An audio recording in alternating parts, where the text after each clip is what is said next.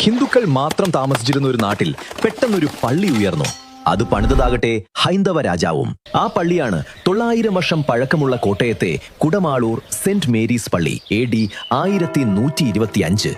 കുമാരനല്ലൂർ ദേവീക്ഷേത്രത്തിലേക്ക് പതിവായി പോയിരുന്ന രാജാവിന് സമീപത്തെ കുളത്തിനരികിലെത്തുമ്പോഴെല്ലാം കടുത്ത തലകറക്കവും ബോധക്ഷയവും അനുഭവപ്പെട്ടു. പല പരിഹാരങ്ങളും ഫലിക്കാതായപ്പോൾ കാരണം കണ്ടെത്താൻ രാജാവ് ജ്യോത്സ്യന്മാരെ സമീപിച്ചു. ജ്യോത്സ്യന്മാർ കവടി നിരത്തി കാരണം കണ്ടെത്തി. ആ കുളത്തിനരികിൽ ക്രിസ്തീയ ആചാരപ്രകാരം ഒരു ദൈവാലയം പണിത് പ്രാർത്ഥനകൾ ആരംഭിച്ചാൽ മാത്രമേ ഈ അസ്വസ്ഥത മാറൂ എന്നായിരുന്നു അവരുടെ നിർദ്ദേശം. രാജാവ് ഒട്ടും മടിച്ചില്ല. ഒരു ക്രിസ്ത്യാനി പോലും ഇല്ലാത്ത ആ നാട്ടിൽ സ്വന്തം ചെലവിൽ പള്ളി പണിയാൻ അദ്ദേഹം ഉത്തരവിട്ടു. പള്ളി പണി പൂർത്തിയായി. പക്ഷേ അവിടെ പ്രാർത്ഥിക്കാൻ ഒരു ക്രിസ്ത്യാനി പോലും ഉണ്ടായിരുന്നില്ല. അതോടെ രാജാവ് മീനച്ചിലിൽ നിന്ന് അവിര ചാക്കോയെയും കുടുംബത്തെയും ഒരു വൈദികനെയും ഏതാനും ക്രിസ്തീയ കുടുംബങ്ങളെയും കുടമാളൂരിലേക്ക് കൊണ്ടുവന്നു. പള്ളിയിൽ പ്രാർത്ഥനകൾ ആരംഭിച്ചതോടെ രാജാവിന്റെ അസ്വസ്ഥതകൾ പൂർണ്ണമായി ശമിച്ചുവെന്നാണ് വിശ്വാസം. അതിൽ സന്തോഷിച്ച രാജാവ് പള്ളിക്ക് വലിയ മണിയും പായസം തയ്യാറാക്കാനുള്ള വലിയ പാത്രങ്ങളും സമ്മാനമായി നൽകി.